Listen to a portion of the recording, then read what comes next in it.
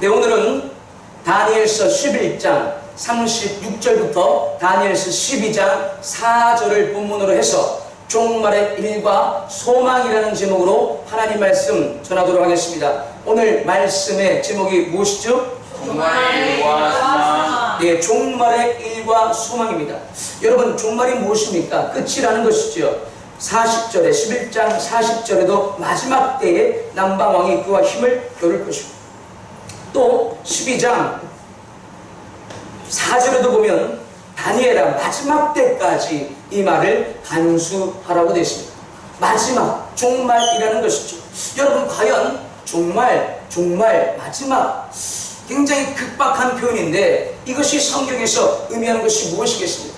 세상 사람들도 종말에 대한 어떤 인식 가운데 그런 말을 종종 하기도 합니다. 우리 어른들이 할아버지 때 미니스커트 입는 젊은 처자들을 봤을 때 말세구나 그렇게 했겠죠. 말세구나.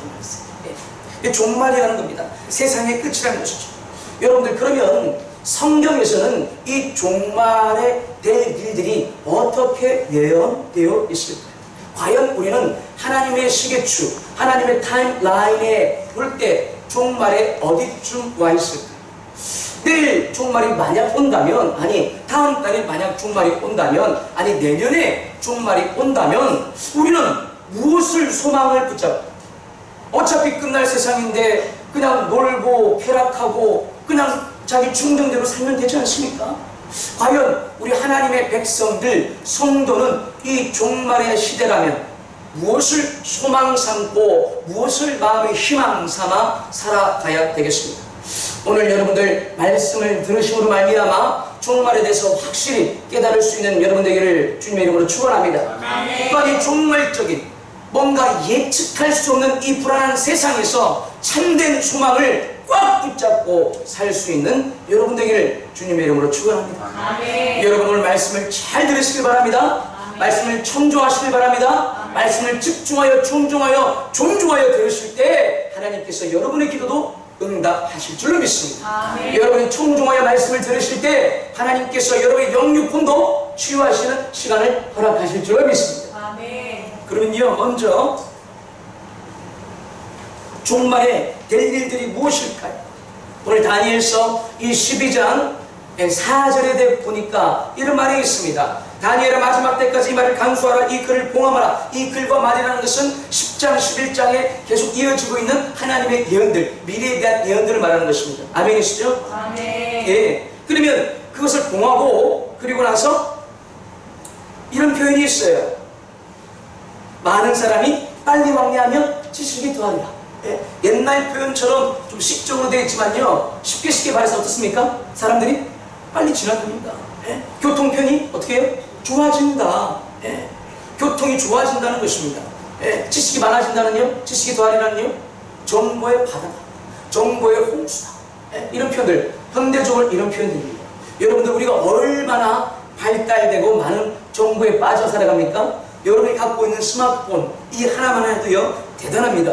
하루에 우리가 페이스북 다 아시죠? 어른들도 이 페이스북에 하루 올라오는 그 동영상의 전체 양이요 500테라기가바이트가 된답니다. 이 테라바이트는 감이 없었을 분도 있잖아요. 테라바이트가 뭐냐면 여러분들이 외장 하드 드라이브라는 게 옛날에 요즘에도 있겠죠. 그 외장 하드 드라이브 10만원 15만원 주고 사던 그게 1테라바이트입니다. 1테라바이트. 미국 의회 도서관이 있습니다. 세계에서 제일 큰 도서관이 미국 의회 도서관이 굉장히 크죠. 저 끝에서 요 사진 너무 다 깨지는구나. 요 건물 밑에 보면 조그만 그 차들이 보이십니까? 세계에서 제일 큰 미국 국회 도서관이에요. 저기에 장서가 3,200만 권이 보관되어 있습니다. 우리나라 인구보다 조금 작은 수에 그 책들이 쫙 보관되어 있는 아주 세상에 제일 큰 도서관이죠. 근데 이 도서관에 3,200만의 장서도 여러분들 몇 개의 외장하드로 끝나버리냐? 32개 외장하드면 싹 들어갑니다.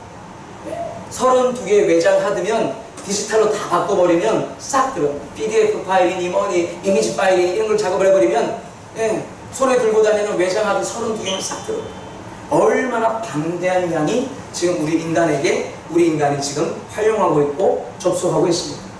이게 이 32TB면 끝나는데 동영상이 올라오는 페이스북의 양이 하루에요 500TB. 그러니까 기가는 1000배라는 뜻이에요. 1000배.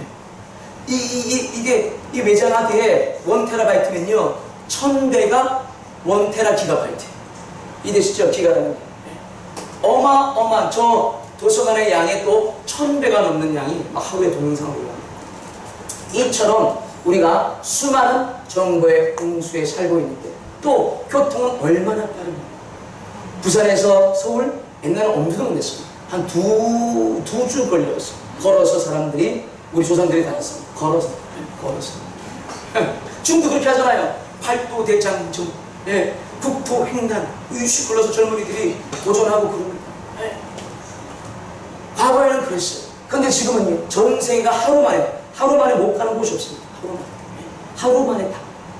세상이 그렇게 빠른데 여러분들 이렇게 될 것을 누가 예측을 했습니까? 아무도 예측 못했어요. 미래학자들, 노스트라다무스 그런 사람들 이렇게 정확하게 세밀하게 예측 못했습니다. 우리가 11장 지난번에 제가 조금만 강의해드렸지만요, 이 계속 여기 얼마나 세세하게 오늘 읽었던 부분이요, 이건 강의하지 않을 겁니다. 세세하게 다 역사 가운데 다 매칭되게 이루어집니다. 무려 이 다니엘이 예언한 시기가 지금으로부터 2000년 전에, 그리고도요 500년 전에, 대략 2000하고도 550년, 30년, 40년 그때 다니엘이 하나님의 신의 감동이 되어서 이 미래적 일을 예언합니다. 여러분들 앞으로 인류가 2500년을 더 산다면 여러분이 2500년 뒤를 예측할 수 있습니까? 할 수 없어요. 이런 건 할 수 있겠지. 인류가 살아있다면 밥은 먹을 겁니다. 인류가 살아있다면 두 끼는 먹을 겁니다. 조금 똑똑한 사람들은 어쩌면 인류는 밥을 두 끼를 먹지 못하고 한 끼도 안 먹어도 될지도 모르겠고 이런 걸 할 수 있겠죠. 캡슐에 뭐 영양소 좀 거죠. 여러분, 그러면 또한 이런 일들이 실제 이루어지는 것, 결국 하나님의 예언이 성취되고 있다는 것입니다. 아멘이십니까? 아멘. 그러면 이 일들에 대해서, 미래에 되어질 일들에 대해서, 이 종말에 대해서 사람들이 많이 궁금했겠죠. 예수님 때, 예수님께서 메시아로 활동하실 때 예수님의 제자들도 예수님 그 종말에 어떤 일이 있습니까? 라고 물어봤습니다. 환난이 있을 것이고, 오늘 다니엘서 12장을 보십시오. 개국이 이래도 그렇게 큰 환난이 없을 것이다. 그리고 2절에 다니엘서 12장 2절에 기가 막힌 예언이 있습니다. 자던 자들이 깨어날 것이고 그냥 이건 영생을 얻을 것이다. 여러분, 이것이 그냥 우리가 육신적으로 자다가 아침에 일어날 때 영생은 없습니까? 그렇지 않죠. 자던 자들이 깨어나 일어날 것이고 영생을 얻을 것이다. 여러분, 성경을 조금 안다는 이것은 무엇을 의미하는지 이해가 되시죠? 자다가 깬다. 잔다는 것은 성경의 죽음을 의미합니다. 죽은 자들이 다시 일어나는 부활을 의미하는 것이고, 아멘이십니까? 아멘. 그리고 영생의 부활로 이제 예수님 앞에, 백보자의 심판 앞에 선다는 것을 말합니다. 누구는 자다가 깨어나서 일어나서 심판 가운데서 하나님의 백성으로 심판을 모면하고, 할렐루야. 아멘. 아멘이십니까? 아멘. 참된 믿음을 확증받아서 영원한 영생의 세계로 들어가고, 누구는 자다가 깨어나서 죽음의 심판 가운데, 영불 가운데 영죽음의 세계로 들어간다는 것을 바라고 있습니다. 와, 어떻게 이렇게 다니엘이 기가 막히게 유언을 한 것인지 놀랍습니다. 그래서 그 환난 가운데 있을 일이 뭐냐? 그 종말 가운데 큰 환난이 있고 박해가 있고, 그리고 구세주 예수님께서 재림하셔서 모든 사람들을 심판하시고 부활이 있다는 것입니다. 아멘이십니까? 아멘. 그래서 많은 제자들도 이것을 궁금하게 여겼어요. 과연 어떤 일이 일어날 것인가? 막연하니까 예수님께 물어봤습니다. 다니엘서 12장을 여러분들 딱 북마킹을 하시고 24장, 마태복음 24장으로 가시겠습니다. 3절에 보면은 제 성경에 작은 소제목이 달려있는데 재난의 징조라고 저는 달려있습니다. 3절에 제자들이 조용히 와서 예수님께 여쭙니다. 예수님, 주의 임하심과 주의 재림과 그리고 세상 그 끝에는 어떤 징조들이 있겠습니까? 궁금하겠죠. 그래서 예수님께서 답을 해주십니다. 하나는 뭐냐면 예수님께서 답하시기 이르시되 미혹을 받지 마라. 누구의 미혹? 사람의 미혹이 많을 것이다 그랬어요. 하나는 무엇이냐면 사람의 미혹이 많을 것이다. 둘, 5절에 많은 사람들이 나는 그리스도라 칭할 것이다. 사람의 미혹 중에 하나 거짓 그리스도. 그리스도가 어떤 의미가 뜻이 있죠? 구세주라는 것입니다. 곧 다른 어떤 존재가 내가 너희를 구원할 구세주라고 말하는 거짓 그리스도가 난무한다는 것입니다. 자, 6절 한번 읽어보겠어요. 시작. 난리와 난리의 소문을 듣겠으나 너희는 삼가 그러지 말라. 이런 일이 하니 아직 끝은 아니니라. 난리와 난리는 무엇을 말할까요? 불난리 어저께처럼? 그게 아닙니다. 그게 아니고 뭐냐면 rumors of words and words. rumors of words and words. 전쟁에 대한 소문을 말하는 것입니다. 성경이 다 되어 있어요. 번역상에 조금 이렇죠. 좀 아쉬웁니다. 전쟁에 대한 소문들. 자, 여러분들 전쟁에 대한 소문들 지금 듣고 있습니까? 안 듣고 있습니까? 듣고 있죠. 작년에는 들었나요? 안 들었나요? 재작년에 들었나요? 안 들었나요? 계속 듣고 있습니다. 자, 예수님의 예언이 그러니까 어떻게 해요? 성취가 됐어요? 안 됐어요? 됐고 되고 있는 것이죠. 거짓 선지자들 여러분들 뭐 몇 명인지 정확하게 잡아내지 못하지만 이루어지고 이미 이런 일이 있습니까? 없습니까? 있습니다. 이만희 어저께는 지난주에는 제가 말했던 미스터 허 기억하시죠?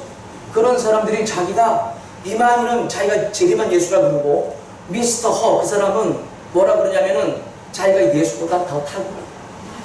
자기가 메시아가 되었단 말입니다.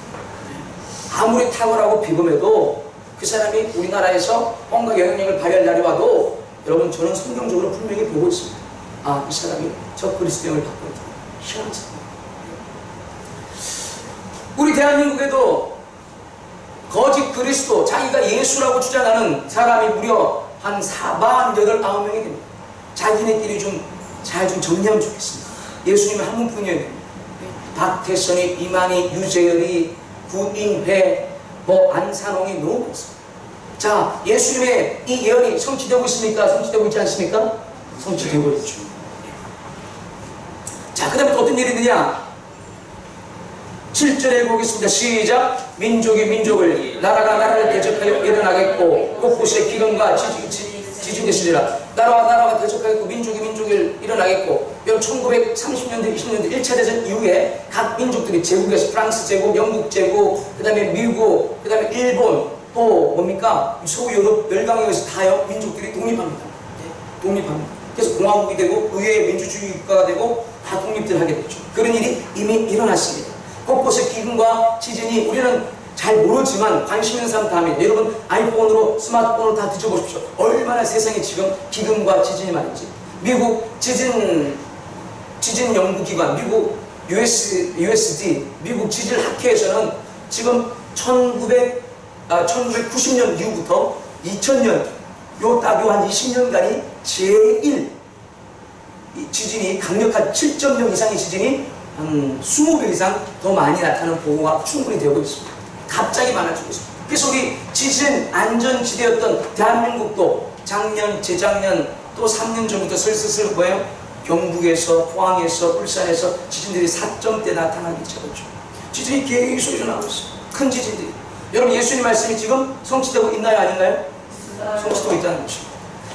그러면은 여러분 우리가 지금 어떤 시대를 살아가고 있다는 것이죠?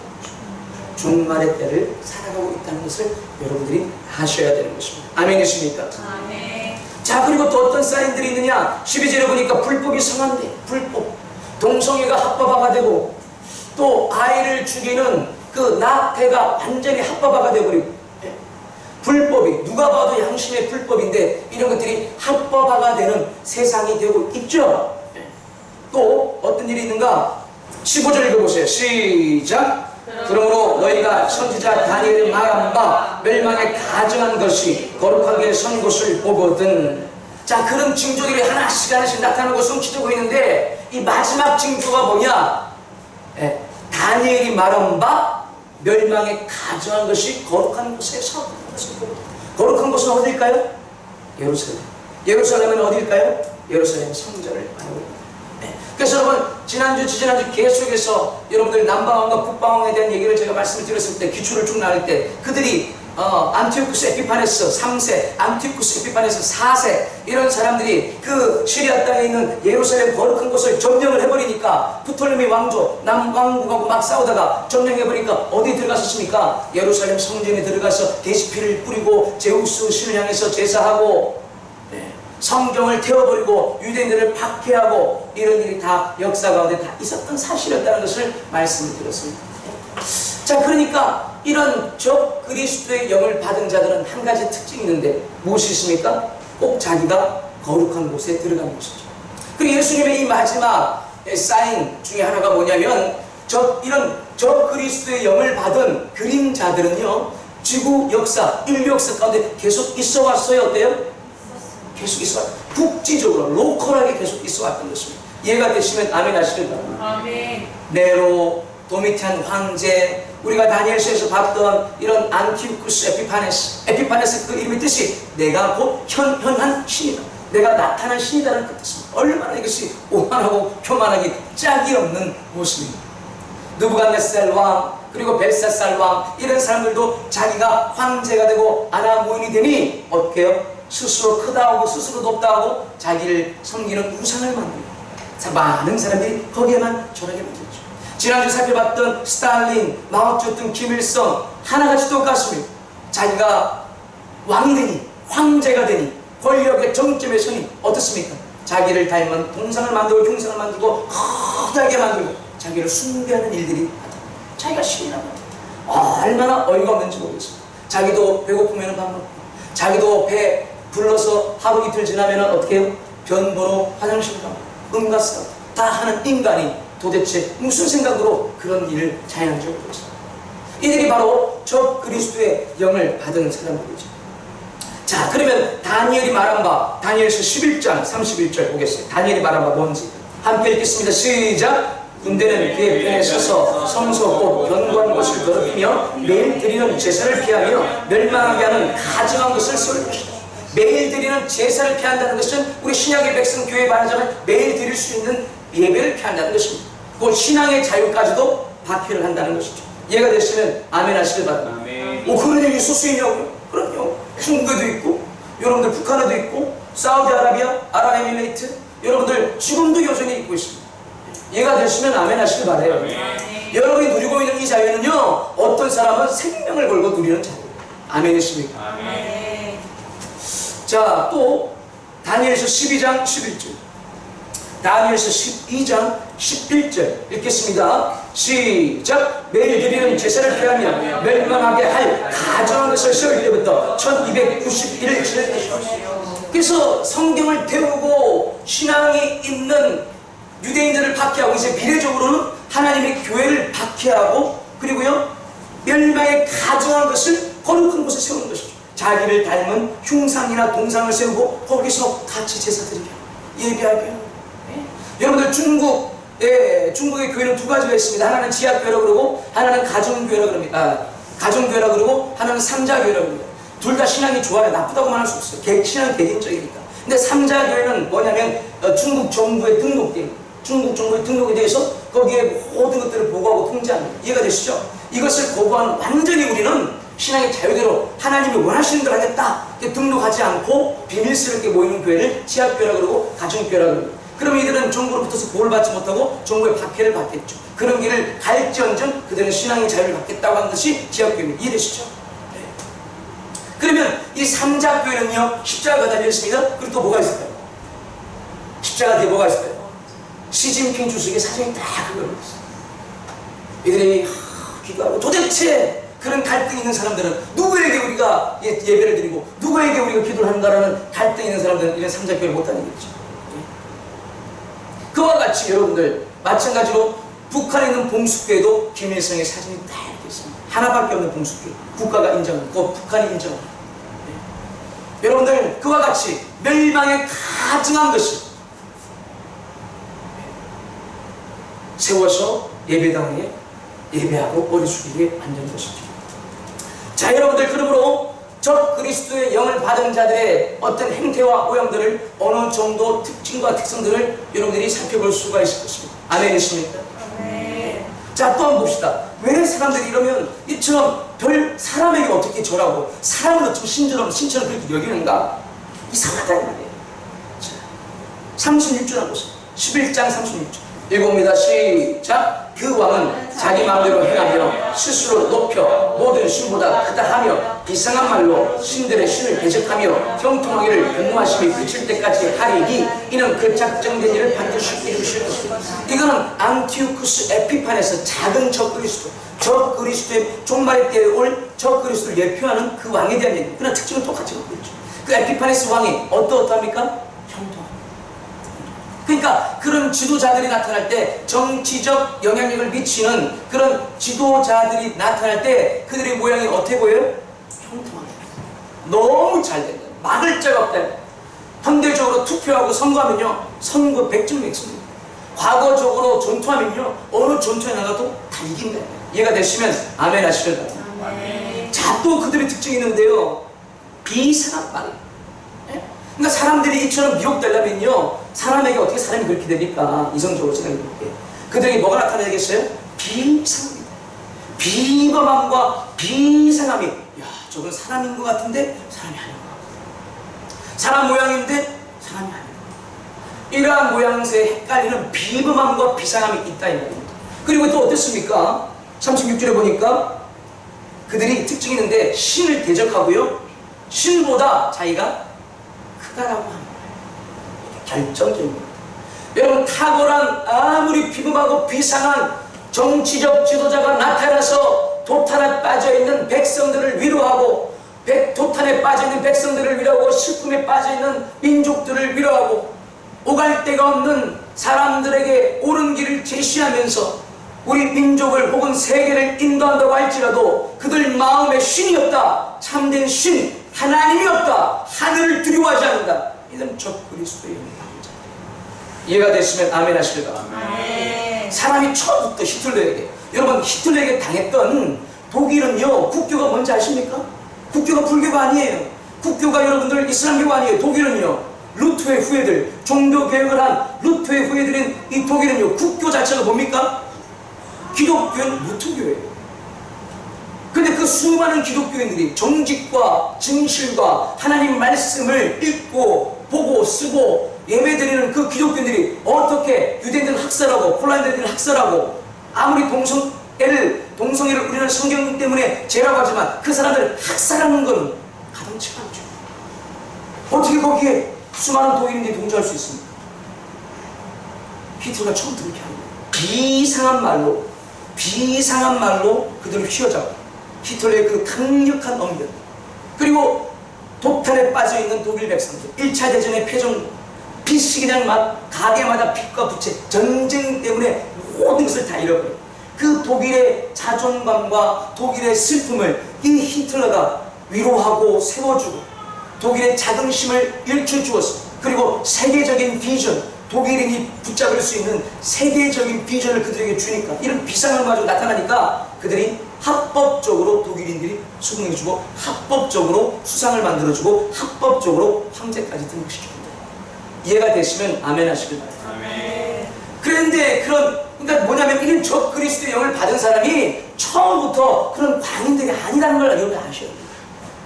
처음부터는요, 비상하고요, 똑똑하고요, 비전이 글로벌하고요, 그리고 애국, 애민, 애족하는 이런 진정성이요, 어느 사람하고 비교가 안 될 정도로 비상해요. 그러나 딱 한 가지 결정적인 부분이 있는데, 그들이 누구를 두려워하지 않아요? 하늘을 두려워하지 않아요. 하늘의 하나님, 참된 실, 그들이 경외하지 않아요. 아멘이십니까? 그러니까 살살살살 자기 정적들 헤쳐가면서, 살인하면서 죄의 뿌리가 깊어져 가면서 이들이 광인이 되고 희한한 일들을 할 것입니다. 이게 적그리스도 영을 받은 사람들의 이야기입니다. 그리고 그들의 끝은 어떻게 되느냐? 외로움 가운데 벌벌 떨며 누군가가 나를 죽이려고 한다, 누군가가 나를 복살했나 하면서 죽게 됩니다. 이 안티오쿠스 에피파네스도 마찬가지입니다. 11장 45절을 보세요. 다니엘서 11장 45절을 보세요. 읽어봅니다. 시작. 그가 장막 궁전을 바다와 영화롭고 거룩한 상사에 씌울 것이나 그의 종말이 이르리니 도와줄 자가 없으리라. 44절에 보면 다 죽이고 멸망시키고, 자기를 반역하는 자들은 44절에 다 죽이고, 무리를 제노사이드, 학살을 나누죠. 그렇게 적이 없어요. 힘으로 따져볼 때. 그런데 이들이 이 종말이 안티쿠스 에피파네 종말이 외로워서 그를 도와주는 거죠. 마오쩌둥이 1971년에 1차 천안문 사태 때 그가 사랑했던, 그가 믿었던 장군들 다 등 돌리고 그는 탱크를 일으켜서, 군대를 일으켜서 그 천안문 광장을 진압하려고 했지만 아무도 마오쩌둥에게 응답하지 않았습니다. 군대는 조용하겠습니다. 그래서 그 천안문, 그 궁궐을 하면 다 돌맞아 죽기 때문에 거기 갇혀서 외롭게 죽습니다. 스탈린 지난주에 설교 기억해 보십시오. 그 위로 같은 그 비밀 별장에서, 그 별장 안에서도 숨겨져 있는 밀실 안에서 자기의 비밀 담당 요리사가 갖다 주는, 그 아주머니가 하루에 한 번씩 갖다 주는 그 밥을 먹으면서 누가 나를 죽였을까? 누가 나에게 독살하려고 했었을까? 그 녀석일까? 그 녀석일까? 지가 다 아는 사람이잖아. 자기의 팔과 손과 같은 사람이잖아. 치를 끌면서 그렇게 죽은. 여러분들, 이처럼 저 그리스도의 영에 해당되는 사람들은 하나같이 이런 종말을 가지고, 저는 그러므로 성경을 통해서 충분히 예언할 수 있습니다. 김정일 이렇게 되었죠. 하나님을 사랑하지 않는 우리나라의 그 어떤 지도자도 마찬가지로 외롭게 벌벌 떨며 죽게 됐습니다. 우리나라 대통령은 참 안쓰럽습니다. 박근혜 대통령, 또 지금 문재인 대통령, 정권이 바뀌면 어떻게 될지 못하는 걸 알아서 잘 되겠습니다. 벌벌 떨며 또 두려워하며 염려하며 하나님을 두려워하지 않게. 여러분, 개인적으로 말씀을 드리자면요, 여러분들의 지도자도 아니고 대통령도 아니고 국회의원도 아니지만요, 하나님을 두려워하실 줄 알아야 된다 이렇습니다. 아멘이십니까? 하나님을 경외하는 것이 지혜와 지식의 근본이오늘. 할렐루야. 하늘의 하나님을 두려워하세요. 아멘이십니까? 아멘. 그러면 이 안티오쿠스 에피파네스의 11장의 이 종말은 이미 역사 속에서 실현이 됐어요, 안 됐어요? 이미 되었죠. 근데 다니엘서 11장을 12장에 가면요, 이건 실현된 역사가 아니라 또 아주 미래적인 얘기랍니다. 그러니까 다니엘이 봤던 그 환상은 자신의 입장에서는 완전히 미래적인 것이고 400년, 500년 뒤이니까, 우리 입장에서는요, 성취가 된 11장의 예언들이고 12장은 성취가 안 된, 우리 입장에서도 성취가 안 된 미래적인 일입니다. 이해가 됐으면 아멘 하십니까? 그러면 여러분들, 이 미래에 성취가 안 된 이 예언들을 우리가 확인하려면 성경에 어디를 보면 되겠어요? 다니엘이 아니라 계시록을 봐야겠죠. 계시록 한번 보겠습니다. 계시록 13장. 자, 13장에 보면요, 자, 제 성경에는 이런 소제목이 달려 있습니다. 짐승 두 마리라. 희석 형제 성경에는 소제목이 뭐로 달려 있을까? 아, 똑같이 되어 있구나. 짐승에 대한 예언입니다. 짐승. 에이, 짐승 같은 이런 얘기의 짐승이 아닙니다. 사랑하는 사이에서 이 짐승 이런 게 아니고, 이건 아주 심각한 일입니다. 자, 그 짐승이 있는데 내가는 사도 요한입니다. 짐승이 바다에서 한 마리가 올라옵니다. 그리고 그 한 마리는 무엇을 모독한다고요? 신청을 모독합니다. 적 그리스도의 영을 이제 여러분들은 구별할 수 있습니다. 이 적 그리스도는 아주 강력한 확실한 특징이 뭐예요? 하나님을 모독합니다. 탁월함과 비범함은요, 저 같은 목사님에게도 탁월함과 비범함은 있어요. 이해가 되시죠? 그러나 저는 절대로 하나님을 모독하지 않습니다. 변화받은 성령으로 거듭난 사람은요, 절대로 하나님이 조금에도 모독하지 않습니다. God and 하는 이런 정확하게 표현을 못하겠는데, 미국 사람들이 God and 하는 욕이 있어요. 절대 그 저것도 엄마이 하는 것도 저는 안 해요. 네, 함부로 부르는 것 같아서. 네. 자, 근데 이 짐승이 올라왔는데요, 13장 4절에 용이 짐승에게 권세를 주었습니다. 용은 사단 마귀를 말하고, 이 짐승은 사단 마귀에게 권세를 받은 어떤 존재를 짐승으로 표현한 것입니다. 자, 그 다음에 5절에 또 이 짐승이 신성 모독하죠. 그 다음에 42달이니까 4년 조금 안 되죠. 3년 반쯤 되겠죠. 그 정도의 활동할 수 있는 제한된 권세를 받았습니다. 그리고 6절에 보니까 하늘을 비방해요. 하늘을 향해 사는 자들, 곧 하나님의 백성들을 비방합니다. 그리고 7절에 그 권세가 있으니까, 자, 7절 한번 읽어봅시다. 시작. 또 권세를 받아 성도들과 싸워 이기게 되고 각 족속과 백성과 방언과 나라를 다스리는 권세를 받으니, 예, 무엇과 싸운다고요? 이제는 성도들과 싸우는데 곧 교회와 싸우는 거예요. 하나님의 우주적 교회와 싸우는 거예요. 교회와 싸우는 거예요. 자, 여러분들, 이 적그리스도의 졸개인 이 짐승은 곧 하나님을 모독하고 제한적 권세를 부여받아서 하나님의 교회를 무너뜨리고 욕하는 것입니다. 여러분, 지금 이미 종말의 시대를 우리가 살고 있습니까? 아닙니까? 살고 있어요. 그러니까 이미 우리 교회는, 우리 교회뿐만 아니라 하나님의 교회가 어때요? 쇠락하고 타락하고 성도들은 기도가 줄고 성도들은 경건성이 없어지고 성도들은 성과 속의 구별과 거룩함이 사라지고 정직함이 사라지고, 여러분, 교회가 힘을 못 쓰고 있는 이런 얘기들 여러분 많이 이미 듣고 있죠. 이미 여러분 교회가 이 짐승 가운데 이미 힘을 잃어가고 있는, 이미 준비가 되고 있는 이런 교회가 싸워봤자, 적그리스도의 도리스를 싸워봤자 무슨 힘이 없습니다. 사랑하는 여러분들, 그때가 되면 잘하겠죠. 천만의 말씀, 오늘부터 지금부터 여러분들 하나님의 백성으로 사셔야 되는 것입니다. 아멘. 아멘이십니까? 아멘. 자, 계속해서 8절 읽어봅니다. 시작. 죽임을 당한 어린 양의 생명책에 창세기로 이름을 기록되지 못하고 이 땅에 사는 자들은 다 그 짐승에게 경배한다. 구원받을 백성들은 생명록에 기록되는데 구원받지 못할 교회 다니고 있으면서 구원받았다고 착각하는, 믿음의 사람이라고 착각하는 그런 사람들은요, 생명록에 기록이 안 되는데 이 사람들은 뻔히 알면서도 어떻게 해요? 그 짐승에게 경배합니다. 하나님을 모독하고 예수님을 모독하고 교회를 모독하는 그 자에게 생명록에 기록되지 않은 자들은 두려워서 떨며 다 모독하고 다 저랑 경배하게 짐승. 자, 10절에 읽겠습니다. 시작. 사로잡힐 자는 사로잡혀갈 것이요 칼로 죽은 자는 마땅히 가게 죽을 것이니 성도들의 인내와 믿음이 여기에 있느니라. 왜 무릎 꿇혀 경배합니까? 죽으니까. 왜 무릎 꿇혀 경배합니까? 두려우니까. 당장 죽지 않더라도 잡히면 어떤 일을 당할까 두려우니까. 그래서 이것을 견디는 성도의 인내와 믿음을 하나님께서 보신다는 것입니다. 아멘이십니까? 아멘. 아멘이십니까? 아멘. 자, 11절에 두 번째 짐승이 나타나요. 이 두 번째 짐승은 이적을 행하는 짐승입니다.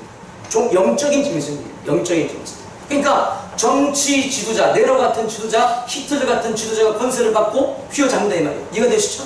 그리고 히틀러나 네로가 종교적으로 기반이 있어요. 무슨 말 이해되세요? 이 권세가 하늘로부터 왔다. 종교적인 지지 기반이 있어요. 여러분, 그래서 히틀러가 가장 먼저 포섭한 곳이 어딜까요? 천주교입니다. 천주교는요, 히틀러를 정하지 않고 완전히 히틀러를 지지해 주었어요. 하나님의 사람이다. 그러니까 어때요? 수많은 이 신성이 부여됐기 때문에 과감없이 그냥 그 이상한 일을 해버립니다. 이해가 되시면 아멘 하시겠습니다. 여러분, 루터와 쯔링글리와 칼빈이 어떻게 천주교의 교황권과 그 프랑스와 스페인의 이 제국, 이 천주교 제국들의 황제의 군대와 싸울 생각을 했겠어요? 이게 가능합니까? 왜 그게 가능합니까? 하나가 분명한 건데 뭡니까? 루터와 쯔링글리와 이 칼빈이 종교적인 이 지배권을 갖고 있기 때문에, 종교적인 지지. 아멘이십니까? 성경은 오직 하나님의 말씀으로 모든 권세보다 위에 있다라는 이 종교적 신념이 인류가 반응해 주었던 것입니다. 아멘이십니까? 아멘. 그러니까 그런 하나님의 지지가 없다면 이런 지도자들은요, 정통성이 결여되게 됐어요. 그래서 다 여러분이 아는 신화, 우리가 아는 그런 우리 조상들의 지도자들도 박혁거세니, 궁예니, 또 뭡니까? 다 뭐예요? 종교적인 영적인 정통성 때문에 그런 신화를 다 만드는 거예요. 김일성도 어때요? 신화를 다 만들어요. 종교적 정통성을 줘요. 김일성 나무 잎에 떠서 대동강을 건넜다 이런 거죠. 들어봤죠? 나무 잎에 탁 올라가가지고 대동강을 건너고 다 그게 뻘짓이죠. 그러니까 두 번째 짐승은 무엇이냐면 영적인 신성을 발휘하는 이런 짐승이 마귀의 영을. 그래서 이 정치적 강력한 지도자와 종교적 권세를 갖고 있는 이 둘이가 요즘 말로 짬짬이가 되어서 합세를 하여서 전 세계를 휘어잡는 거예요. 이해가 됐으면 아멘 하시길 바랍니다. 아멘. 이거는 제가 굉장히 중요한 설교예요. 1년 내내 이런 설교 잘 안 해요.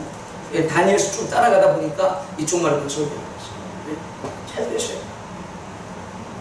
그리고 14절에 읽어봅니다. 시작. 짐승 앞에서 받은 바 이적을 행함으로 땅에 거하는 자들 미혹하여. 이적이 일어나니까 막 미혹이 되는 거예요. 미혹하며 시작. 땅에 거하는 자들에게 이르기를 칼에 상하였다가 상한 짐승을 위하여 우상을 만들라. 예, 근데 그 짐승이 어느 정도 위해를 받고 테러를 받아. 그 짐승, 정치적 지도자가 위해를 받고 테러를 받아. 죽었어. 그런데 어떻게 해요? 다시 갑자기 살아나. 이게 주작인지 짜고 친 고스톱인지 모르겠지만 그런 일이 일어난다. 이해가 되시죠? 여러분, 김일성, 레닌 이 사람들 어떻게 시신 처리했을까요? 마오쩌둥 자기들은 다 묻어달라고 그랬어. 땅에 묻어달라고 그러고 화장하고 그랬어. 근데 이 스탈린, 마오쩌둥, 김일성 후예들이 어떻게 할까요? 밀랍으로 다 만들었습니다. 왜요? 쯤이 나오죠. 다시 살아날 줄. 안 믿는데, 머리를 안 믿는데 이런 적그리스도의 영을 갖고 있는 자들이 공통점이 된다고. 그래서 이 지도 신성, 나뭇잎을 밟아서 대도망을 걷는 사람들이라고 신성을 시켜놨는데 무슨 말이 됐어요? 그런 미친 짓을 합니다. 그래서 어쨌든 이런 일이 일어나니까 그 죽었던 지도자가 다시 살아나니까 어떻게 해요? 사람들이 또 미혹되죠. 그리고 종교적 지도자, 종교적 권세를 가진 자들이 와, 역시 저 사람은 신이다. 신이 현현한 것이다. 이 시대의 메시아요. 이 시대의 구세주니 전 세계가 저의 말대로 믿으셨다. 그런 일들이 미래에 일어나고 생소하게 들립니까? 과거에 다 일어났어요. 우리 인류사에 계속해서 국지적으로 다 일어났던 일이에요. 여러분들이 너무 이건 관심이 없으니까 지식이 보잖아요. 국지적으로. 근데 나중에 예수님이 오실 때 그 지구적 종말의 때는 이거 어떻게 해요? 국지적인 게 아니라 글로벌하게 일어납니다. 딱 그 차이밖에 없어요. 이해가 됐으면 아멘 하시길 바랍니다. 아멘. 저는 분명히 그런 지도자가 나타났을 때 분명히 정확하게 예언할 수 있는 게 그 사람의 끝은 네로처럼, 그 사람의 끝은 마오쩌둥처럼, 그 사람의 끝은 스탈린처럼 외롭게 벌벌 떨며 아무도 도와주는 자가 없이 죽게 되죠. 아멘. 성도들은 그러므로 인내하고 믿음으로 살아가야 되는 것이죠. 아멘. 성도들의 인내와 믿음이 여기 있으니 끝까지 짐승에게 경배하고 무릎 굽히지 않은 자에게는 생명록에 기록되어 영원한 생명의 면류관을 받게 될 것입니다. 아멘. 할렐루야. 아멘. 그리고 15절에 보세요. 이 권세를 받아주고 자기 우상에게 절하지 않으니까 다 죽여버려. 느부갓네살이 한 것처럼 벨사살이 한 것처럼 똑같아. 자, 그 다음에 16절 한번 읽어봅니다. 이거 다 같이 읽어보셔야 돼요. 시작! 그가 모든 자, 곧 작은 자나 큰 자나 부자나 가난한 자나 자유인이나 종들에게 그 오른손이나 이마에 표를 받게 하고 17절 누구든지 이 표를 가진 자 외에는 매매를 못하게 하니 이 표는 곧 짐승의 이름이니 그 이름의 수라. 18절 지혜가 있으니 총명한 자는 그 짐승의 수를 세어보라. 그것은 사람의 수니 그의 수는 666이니라. 이거는 과거에 된 일이 아니면 우리 시점에서 미래에 될 일입니까? 미래에 될 일이죠. 근데 여러분들 666 이런 말들 혹은 거리에서 뭐 전단 드린 거 받아봤을 겁니다. 그죠? 그런 거 없어요. 그 얘기예요. 그 얘기. 그래서 이 적 그리스도의 영을 받은 이 자가 전 지구적으로 통치를 시작할 때 사람들을 통제하기 위해서 뭘 주느냐? 짐승의 표를 준다. 그걸 어디에 줘요? 이마와 손에 줍니다. 그렇게 돼 있죠? 오른손이라 됐고, 오른손. 네. 오른손이요. 네. 오른손이라는 것은 양손도 될 수 있지만은 오른손은 권세를 뜻하는 것이죠. 상징입니다. 네. 자, 그리고 이 표를 못 받으면요, 성경 뭘 예언합니까? 뭘 못해요? 매매를 못해요. 상거래를 못해요. 그래서 쉽게 말해서 이마트 가가지고 물건 거래가 돼야 한대요? 안 된다는 거예요. 여러분들 월급 받을 수 있어요? 없어요? 못 받는다는 거예요. 여러분들 장사를 하면 물건 팔고 나서 여러분 수입을 받을 수 있다는 거예요? 없다는 거예요? 못 한다는 거예요. 여러분들 아무것도 이 문명의 사회에서는 아무것도 못한다는 거예요. 강력한 제재장치죠. 그러니까 어떻게 해요? 다 그 표를 받게 되고 그 표를 받아서 짐승에게 경배하는 자로 등록을 한다는 거예요. 이해되시죠? 네? 재밌죠? 네. 그러니까 그 짐승에게 경배하지 않으면요 문명을 떠나야 돼. 이게 어려운 거죠. 자, 한번 이제 봅시다. 이게 뭐죠? 모든 물건이 박혀있는 바코드입니다. 그죠? 바코드예요. 그 다음에 이 바코드에 이 바가 맨 왼쪽에 그리고 맨 오른쪽에 그리고 맨 가운데는 똑같은 바예요. 잘 보세요. 똑같은 바죠. 길이도 두께도. 요거는 어떤 숫자를 말하느냐? 요 가운데 숫자는 다 달라. 공장이 어디냐? 이건 1종 품목이냐? 2종 품목이냐? 이거는 나라에서 수입한 거냐? 수출한 거냐? 다 물류를 분류할 때 오류가 없이 재빠르게 물건의 정보를 확 획득할 수 있도록 만든 게, 편하게 만든 게, 물류회랑을 정확하게 빨리 만들어 만든 이 혁신적인 이걸 바코드. 그리고 요즘에 또 QR코드. 숫자가 다 들어가 있는 거. 이해되시죠? 그런데 요 끝에하고 가운데는 바가 똑같이 생겼어요. 그 바를 뜻하는 숫자가 뭘까요? 6, 6이에요. 그래서 여러분 바코드에는 이 숫자가 표기되어 있을까? 안 표기되어 있을까? 표기되어 있지 않아요. 왜냐면 모든 바코드는 똑같이 저기 666이 써있기 때문에. 이해되시죠? 네. 그래서 저렇게 되면 이건 바코드구나. 그 다음에 인식을 시작하게 되겠습니다. 네. 자, 그래서 그리고 요즘에 어떤 일들이, 요즘은 아니죠. 한 15년, 20년 전부터 이제 이것들이 슬슬 쓰는 문제가 있습니다. 그 베리칩이라고 하기도 하고 RFID 기술이 있습니다. RFID, Radio Frequency Identification Device, RFID, 라디오 프리퀀시를 이용해서 이 정보를 쌀 하나 정도에 거기다 박아두면 되죠. 그러면 라디오 프리퀀시를 이용해서 모든 정보를 송수신하면서 사용할 수 있습니다. 근데 이렇게 편리한 건데, 편리해 안 편리해? 편리하죠. 여러분이 시장을 가도 만약 이게 있으면요, 편리합니다. 여러분이 개를 키우는데 잃어버려도요, 이게 있으면요, 개를 찾기 쉽습니다. 모든 곳에서 다 연결될 수 있거든요. 근데 이게 문제는 사람에게 있으면 기분이 좀 찜찜하겠어요? 안 찜찜하겠어요? 사람에다가 이걸 박았으면 좀 이상하죠.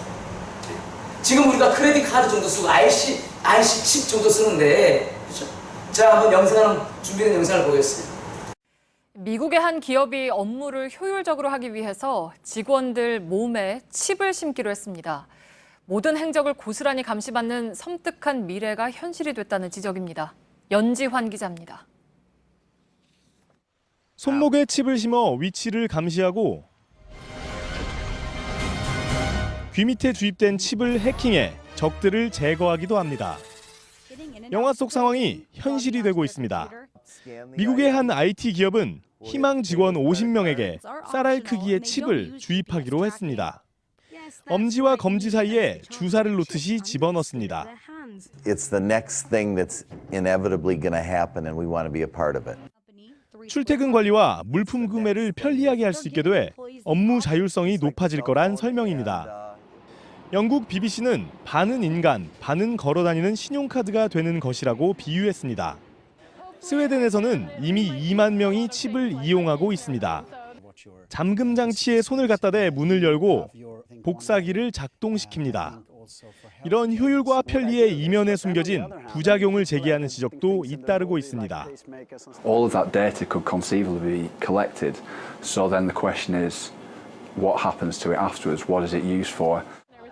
해킹과 감시에 언제든 악용돼 디스토피아를 재촉할 거란 우려입니다. JTBC 연지환입니다. 자, 그래서 여러분들, 이건 오래된 사실이에요, 사실. 저는 한 15년 전부터 저를 알았는데, 오래된 사실이에요. 2000년대 초반에는 미국 플로리다라는 주에서 아이들에게 이걸 심었습니다. 아이들, 요만한 연화 같은 아이들 심었습니다. 자원하는 엄마들이 한지. 왜냐? 아이들 잃어버리면 큰일 나죠. 테러당하면 큰일 나죠. 그건 안전에 대한 이유, 편리함에 대한 이유로 이 칩을 원하는 사람들에게 받았습니다. 지금은 한국은 어떤 정도의 단계일까? 한국은 어떤 정도의 단계냐면요, 애완견에게 반드시 심어야 됩니다. 애완견 2012년도 실행법입니다. 심지 않으면 걸리면 100만 원 이상의 벌금을 부과하고 있습니다. 애완견에게 이걸 심고 있습니다. 사람이나 축생이나 동물들의 물건이나 축생은 좀 그런 만한데, 이게 아무리 편리해도 그렇지, 아무리 안전을 위한다도 그렇지, 여러분에게 좀 심어. 근데 문제는 아까 잠시 보여드렸듯이 이 666이라는 게 성경이 희한하게 얘기해요. 하필 왜 그 바코드 정보가 QR코드의 정보에 항상 그 666이 들어가게 하는 행량이 많이 희한하게 보여요. 기분 나쁘게 진짜. 777 이러면 나도 고민해서 받아버릴 텐데. 무슨 말 이해되세요? 성경은 이 부분을 분명히 경고하고 있습니다. 그러면 이런 대리칩이나 이런 태그 기술이 짐승의 표일까요? 저는 그것은 아니라고 말합니다. 그것은 아니에요. 그럼 받아도 되나요? 받지 않으면 좋겠어요. 그러면 뭡니까? 중요한 사인은 뭐죠? 이 기술이 계속 발달돼요. 대리칩이니 무슨 칩이니 계속 발달이 돼요. 이해되시죠? 그 기술은 계속 발달이 되는데 결국 마지막 사인이 뭐예요? 저 그리스도가 나타납니다. 그리고 그 자그마한 어떤 기술들을, 고도의 기술을 통하여서 모든 사람이 뭐하지 못하게 만들어요? 매매를 못하게 만드는 것이 이것이 가장 정확한 사인입니다. 자, 지금은 이런 칩들이 돌아다니지만 5년 후에 10년 후에는 기술이 또 달라져서 다른 이름의 기술이 또 상용화될 겁니다. 이해되시죠? 그러니까 저거는 마치 우리 크레딧 카드랑 같은 것이죠. 원하는 대로 우리가 쓰잖아요. 크레딧 카드에도 바코드 있으니까 666이 들어있어요. 근데 문제는 이건 우리가 자유롭게 쓰고 있는 것이고 저 베리칩도 자유롭게 쓰고 있는 것입니다. 근데 예수님의 그 경고 가운데 멸망에 가증한 것이 거룩한 곳에 서고 그가 모든 권세를 부여받아 이적과 기사를 베푸는 종교적 권위를 부여받고 그리고 모든 세계를 통치해가는 그런 일이 일어날 때 전 지구인의 안전과 테러로부터의 안전과 외계인으로부터의 안전과 3차 대전의 위기 가운데서 이 안전을 위해서 지켜줄 것과 그리고 보다 빠르고 보다 편리한 지상낙원 유토피아를 건설하기 위해서 이 칩을 어떻게 해요? 권세를 받아서 동의하에 다 받아야 된다라고 전 지구민으로 등록시킬 것을 요구할 것입니다. 이해되시죠? 아주 쉬운 겁니다. 충분한 논리가 됩니다. 우리가 대한민국 사람으로서 주민등록을 등록하겠습니다. 이걸 거부하는 자들은 반역하는 자들이고 테러범들이고 이상한 사람들을 분류시키는 것이죠. 자, 여러분들, 그러므로 여러분들 이러한 세계가 예측이 되고 예상이 됩니다. 분명히 말씀드리지만 헷갈리지 말 것은 베리칩은 짐승의 표가 아니고 그런 통제 사회가 올 수 있을 때 저 그리스도를 잘 분별하면 되겠습니다. 아멘이십니까? 아멘. 그러면 여러분들 우리가 이 종말의 시대를 살아가고 있는데 여러분들 우리가 종말에서 무엇을 소망 삼아야 됩니까? 하나는요, 적 그리스도의 활동은 제한적이다는 것입니다. 뭐라고요? 적 그리스도의 활동은 제한적이다는 것입니다. 마흔하고도 2달의 권세를 부여받았다고 되어 있었죠. 그들이 정한 때에 된다고 되어 있었죠. 예수님도 때를 감하여 준다고 되어 있었죠. 여러분들 그런 고통과 박해와 어려움이 있을 때, 고통이 있을 때요, 지나간다는 것을 여러분 반드시 믿으셔야 됩니다. 아멘. 아멘이십니까? 아멘. 여러분 개인적으로도 어려운 일들이 있을 때, 아픔이 있을 때요, 어떻게 해요? 그 중앙에 있을 때는, 고통의 중앙에 있을 때는 언제 끝나나 하면서 자질을 택할 수 있는 유익이 찾아요. 그러나 여러분들 하나님의 백성으로서 분명히 아셔야 될 것은요, 그런 고통과 어둠은요 반드시 지나간다는 것입니다. 아멘이십니까? 아멘. 여러분 일제시대에 36년의 치하를 당했습니다. 치욕스러운 고통을 우리 선배와 우리 아버지와 할아버지들이 당했습니다. 그런데 그 많은 친일파들이 처음부터 친일파들이었을까요? 아닙니다. 대부분 애국 지사들이 나중에는 친일파로 변절했던 것입니다. 근데 그들이 왜 그렇게 변절했을까요? 일제 36년이 끝날 줄을 모르고 계속 일제가 통치할 줄 알았기 때문에, 좌절했기 때문에 그들은 돌아섰다. 여러분들 반드시 우리 하나님의 성도들은요, 소망을 붙잡을 것이 적 그리스도의 활동 기간은 하나님의 권세에 의해서 제한적이라는 것을 여러분들 알고 믿으셔야 될 줄로 믿습니다. 아멘. 그들이 나날이 강해지고 정말 내가 위협당해지고 내 가족이 고통당해지는 그런 순간에도 여러분들은 소망을 붙잡으시면 된다는 것입니다. 할렐루야. 두 번째로 우리가 종말의 소망은 무엇이냐? 그리스도의 궁극적 승리가 있다는 것입니다. 계시록 19장 20절을 보십시오. 계시록 19장 20절을 보십시오. 다 함께 읽겠습니다. 시작. 짐승이 잡히고 그 앞에서 표적을 행하던 거짓 선지자도 함께 잡혔으니 이는 짐승의 표를 받고 그의 우상에게 경배하던 자들을 표적으로 미혹하던 자라. 이들이 산채로 여호와를 부르는 곳을 던져주고 네, 짐승도 잡히고 그 권세를 행한 영적인 비범함을 행하던 종교적 짐승도 잡히고, 예, 그리고 뭘 당합니까? 예수님의 심판을 당하는 것이죠. 아멘이십니까? 여러분, 예수님 이것들과 싸울 수 있는 급이 아니에요. 군번이 아니세요. 예수님은 왕이십니다. 아멘이십니까? 예수님이 재림하실 때 뭐 하러 오시느냐? 잡은 놈 심판으로 오시고. 예수님이 와서 잡으려고 하는 것이 아니라 그는요, 미가엘이 잡아요. 다니엘서 12장에도 되어 있잖아요. 미가엘이 일어나서 싸울 것이고. 네? 그리고 다니엘서에도 보면은 그 10장에 보면은 다니엘이 기도할 때 바사국 왕이 나의 기도를 응답을 막음으로, 가브리엘을 막음으로 천군 중에서 가장 강한 미가엘 천사장이 와서 바사국 왕을 제거하고 이겨서 그 응답을 가져왔다. 이런 표현들 기억하십니까? 네. 그러니까 바사국 왕은 마귀를 말하는 것입니다. 아멘이십니까? 그 같은 천사장이니까 싸움이 되죠. 근데 그 천사장 중에서 가장 강한 천사장이 누구냐면 미가엘. 미가엘의 뜻은 하나님 여호와에는 이런 자가 누가 있냐는 뜻입니다. 그러니까 미가엘은 군장, 군사 천사장.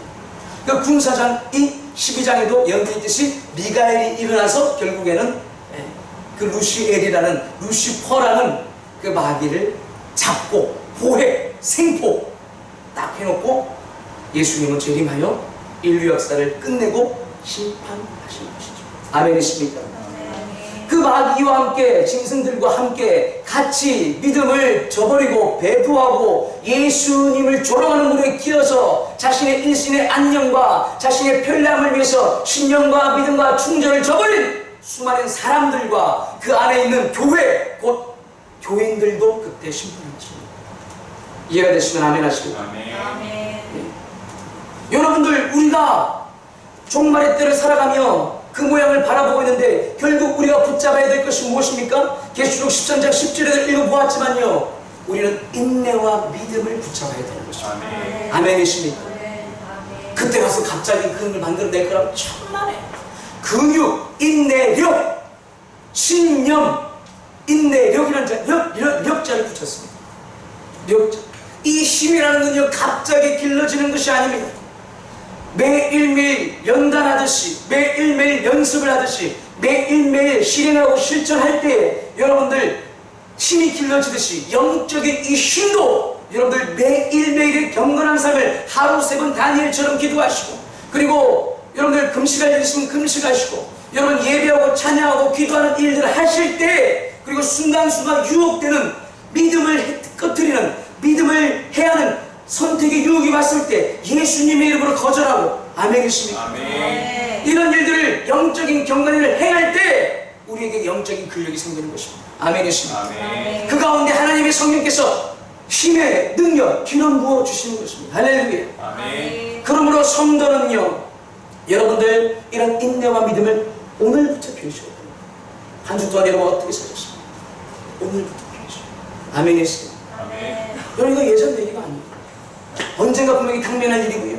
아, 목사님, 그러면 저는 저 그리스도가 도래하기 전에, 예수님이 재림하기 전에 저는 죽으면 되지 않겠습니까? 정말요. 죽은 자들 다 하나같이 일어나서 부활시켜서 예수님 심판합니다. 그때 믿음과 인내로 정말 일상 가운데서 믿음을 지키고 살았느냐? 예수님 다 심판합니다. 오늘 한 명도 이 심판에서 벗어나지 않습니다. 허튼 믿음, 거짓 믿음, 형식적인 믿음, 지식적인 믿음, 절대로 목사한테나 가끔씩 통할 수 있지, 교인들끼리나 통할 수 있지, 하나님이 그리스도 예수 앞에서는 절대로 통할 수가 없습니다. 아멘이십니까? 아멘. 그러므로 여러분들 예수님의 말씀을 잘 들으셔야 돼요. 마태복음 24장으로 가보십시오. 29절에 보면 인자가 오는 것을 예언합니다. 저 그리스도가 앞에서 활동했지요. 자, 그리고 그때 인자가 올 때에 예수님이 사람들의 모양을 예언하시는데 이렇게 말씀합니다. 37절 읽어봅시다. 시작. 노아의 때와 같이 인자의 임함도 그러하리라. 홍수전에 노아가 방주에 들어가던 날까지 사람들이 먹고 마시고 장가들고 시집가고 있으면서 홍수가 나서 그들을 다 멸하기까지 깨닫지 못하였으니 인자의 임함도 이와 같으리라. 48절 읽겠습니다. 시작. 만일 그 악한 종이 마음에 생각하기를 주인이 더디에 오리라. 예수님이 더디 온다는 말이에요. 49절에 동료들을 때리며 술친구들과 더불어 먹고 마시게 되면 50절에 생각하지 않은 날 알지 못하는 시각에 그 종의 주인이 이르러 엄히 때리고 외식한 자가 받는 벌에 처하리니 거기서 슬플며 이를 갈리겠습니다. 예수님이 오시는지 전혀 생각하지도 않고 너무 늦게 오니까 동료들을 때리고 가족을 비난하고 정죄하고, 동료들을 때리고 교인들끼리 서로 핥히고 하나 되지 않고 정죄하고, 그리고 술친구, 세상 향락, 이생의 종력, 육신의 종력, 이생의 자랑 가운데 흥청망청 살아가고, 우리가 대단한 부자가 없더라도 자기에게 주어진 생명의 기회를 그냥 탕진하고 그렇게 살아가는 자들, 왜 예수님을 주고 이 땅이 지상나고는 줄 알아요. 그렇게 사는 교인들에게는 예수님이 오셔서 어미 때리고 외식하는 겁니다. 믿음 없이 외식하는 겁니다. 거기서 슬피 우며 이를 겪는 겁니다. 운명이 어떻게 된다는 겁니까? 영원한 두 번째 죽음의 심판에 빠져나는 거죠. 이해가 되시면 아멘 하시길 바라요. 아멘 하시길 바라요. 여러분, 이것은 우리의 운명을 가는 거예요. 예수님이 여러분 메시아임을 아멘 할 수 있습니까? 아멘. 예수님이 우리의 생명의 주인인지 여러분들 믿으십니까? 아멘. 이거 예수님이 그랬습니다. 예수님이 그랬습니다. 믿음으로 구원받는 거예요. 하나님의 은혜로 구원받는 거예요. 아멘. 인내와 믿음을 하나님이 보십니다. 아멘이십니까? 여러분, 그러므로 우리 성도는 어떠한 소망을 붙들어야 되고 붙들지 말아야 되는가? 성도는 이 땅에 소망을 두지 말아야 되는 거예요. 아멘. 성도는 하늘에 소망을 둬야 되는 거예요. 아멘. 집 사는 거, 집 늘리는 거, 여러분들 좋은 대학 보내고 좋은 대학 가는 거, 유행 따라 제목 따라 사는 거, 여러분 월급 늘리는 거, 이런 거에 여러분들 소망을 두면 안 되는 거예요. 아멘 하시길 바라요. 아멘 하시길 바라요. 그런 게 필요 없다고요? 당연히 그렇게 될 사람 없죠. 당연히 이 땅에 사는데 왜 필요 없습니까? 이왕이면 월급 잘 받는 게 좋지. 여러분, 그러나 그것이 당시의 소망이 되면 큰일 난다 이 말이에요. 아멘이십니까? 이 땅이 영원할 줄 알고, 이 땅이 영원할 줄 알고, 월급 올리는 것 때문에, 여러분 집 늘리는 것 때문에, 이사 가는 것 때문에 여러분들 마음이 흥분이 되고 마음을 쓰고 마음이 거기에 몰입이 되어지고, 그게 여러분들이 이미 소망을 거기다 두고 있다는 것입니다. 미스터 허 같은 사람이 나타나서 국민 1인당 150만 원씩 국민 수당 150만 준다. 누가 안 찍겠어? 150 주는데 난 지금 직장도 없고 회사도 망했는데 누가 안 찍겠어? 여러분들, 그러나 그런 영을 받은 사람들에게 찍는 거 어디다 소망을 두고 있다는 겁니다. 한 주 동안, 한 달 동안 여러분 어디에다 소망을 두고 사셨습니까? 성도가 소망을 두는 것은 영원한 천국에 소망을 둬야 되는 것입니다. 다니엘이 말하기를 많은 사람을 지혜로운 데 인도한 자는 하늘의 별과 같이 되고 많은 사람을 진리 가운데 인도한다고. 예수님이 진리시죠. 아멘이십니까? 예수님이 지혜시죠. 하나님이 지혜신 겁니다. 성도가 소망을 둬야 되는 것은 많은 사람을 예수님에게 진리의 예수님, 하늘의 예수님, 구세주이신 예수님에게 인도하는 이 전도하는 일에 소망을 두는 것이에요. 할렐루야. 여러분들, 성도가 소망을, 이 땅에서 소망을 둬야 될 것은요, 여러분 성경을 읽고 성경을 먹고 성경을 품고 이 하나님의 말씀을 지키고 안 지키고의 소망을 들고 좌절하는 이것에 마음을 써야 되는 것입니다. 아멘이십니까? 아멘. 아, 내가 오늘 말씀을 못 지키구나, 좌절이 되고, 아, 내가 오늘 말씀을 지켰구나, 감사합니다. 내가 오늘 말씀을 무관심했구나, 막 가슴이 아프고 죄송하고 좌절이 되고 실망이 되어지고. 아멘이십니까? 아멘. 밥 한 숟갈 더 먹었다고 기쁘고 좋아하고 재밌고, 월급 조금 빠졌다고, 월급 좀 떨어질 것 같다고 막 불주고 있고 막 죽상 쓰고 있고 막 좌절하고. 여러분, 어디에다가 소망을 두고 있고, 여러분 무엇에 소망을 두고 있습니까? 여러분들 이 땅에 소망을 두는 자는요, 그의 운명을 하나님 말씀으로 다 진단받으셨길 바랍니다. 아멘이십니까? 아멘. 여러분들 한 주 동안 어떻게 사셨습니까? 또한 한 주 동안은 어떻게 사시겠습니까? 여러분들 하나님의 백성으로서 천국의 소망을 가지시고, 할렐루야, 이 땅을 살아가시되, 아멘이십니까? 아멘. 누구에게든지 복음을 전할 수 있는 그것에 소망을 두시기 바랍니다. 하나님 말씀을 내가 깨달았구나, 읽었구나, 아, 한 장이라도 읽었구나, 한 글귀라도 읽었구나, 여기에 여러분들이 흥분하고 마음을 쏟고 감사하고 기뻐할 수 있는 여러분 되기를 주님의 이름으로 축원합니다. 아멘. 할렐루야. 아멘. 아, 기도해야 되는데 기도하는 그 자리에, 기도하는 그 자리가 가벼워지고, 기도하는 그것이 재밌어지고, 기도하는 그것에 아, 오늘 재미, 이번 주의 재미, 한 주의 재미가 되기를 주님의 이름으로 축원합니다. 아멘. 할렐루야. 아멘. 여러분, 그렇게 준비되지 않고는, 예수님을 맞이하는 그런 경건함의 준비가 되지 않고는요, 그런 날이 와도, 사인이 와도 이미 사인은 다 성취됐어. 이제 저 그리스도 그것만 도래하면 되고요. 그리고 글로벌하게 모든 통제가 이루어지는 그날만 오면 되는 거예요. 그때가 되면요, 오늘 하루를 경건하게 사는 훈련이 안 돼 있는 자들은요, 믿음과 인내가 없는 자들은요, 다 팽개치고 머리를 뒤로 절하게 되는 것입니다. 신성하게 죽는 것입니다. 안타까운 사랑하는 여러분들, 저와 여러분 하나같이 예수님의 이름으로 우리가 제삼을 받았으니 할렐루야. 아멘. 우리가 천국에서 영생 부활하기를 주님의 이름으로 축원합니다. 아멘. 여러분, 제 말에 선언과 선포를 들으셨으니 목사님도 사람이니 목사님도 까딱까딱까딱하여 희한하게 그렇게 끌려갈 것처럼 보이면요, 여러분이 나서서 제 바지꼬랑에 붙들고, 여러분이 나서서 제 허리춤을 붙들고, 목사님이 그렇게 말씀하셨어요 라고 저를 붙잡아 주시는 거예요. 아멘. 아멘. 그러려면 어지간한 믿음과 어지간한 경건을 지금 쌓아야겠어요. 기도해야 되는 거예요. 간절히 기도해야 되는 거예요. 아멘. 하루하루 얼마나 선택의 순간이 많습니다. 하나님 백성답게 선택하지 못하는 부끄러움이 나는 알고 있지. 자존감을 무너뜨리죠. 네?